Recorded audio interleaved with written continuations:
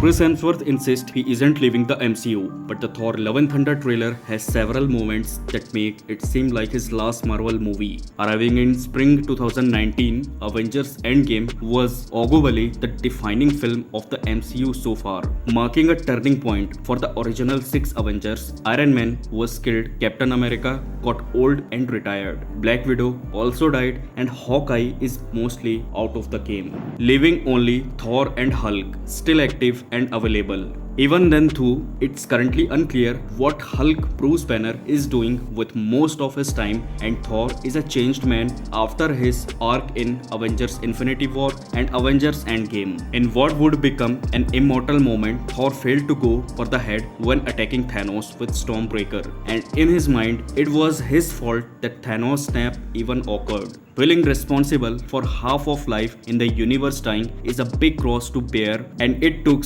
its toll on Thor, leaving the Asgardian wallowing in depression. While Thor did eventually manage to be part of the win over Thanos in Endgame, he's clearly not the same person he was before his initial failure against the Titan. Considering the aforementioned departure, the time seems right for the MCU to say goodbye to Thor, but actor Chris Hemsworth maintains he's not going anywhere. However, the teaser trailer for Thor Love and Thunder seems to be doing its best to set the stage for Thor's exit, with the mighty god of thunder making it clear he doesn't want to be a hero anymore and instead wants to find himself as a man of peace. As if that didn't seem like enough potential setup for Hemsworth's exit from the Thor role, the trailer also shows of the fact that Thor Love and Thunder is already passing on Thor's power to Jane Foster's new mighty Thor incarnation. While the two characters could certainly coexist going forward, having two Thors operating in the MCU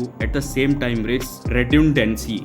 With Thor's desire to move on from being a warrior, another character taking on his powers give him the perfect opportunity to do so. Obviously, Thor won't remain a man of peace for much of Thor Love and Thunder's runtime, as he's still slated to be the main character in the film, meaning that at some point Thor will surely pick up a weapon and lay waste to some bad guys. The question does remain too of whether or not Thor might get a surprise death. Christian Bale's Gorr, the God Butcher, is certainly a villain who could theoretically get the job done should Marvel Studios want to pull off a shocking conclusion. Even if Thor survives Gorr 2, that doesn't mean he won't follow the Steve Rogers precedent and retire. Either way, it will be interesting to see if Hemsworth really is planning to stick around the MCU for the long haul after Thor Love and Thunder.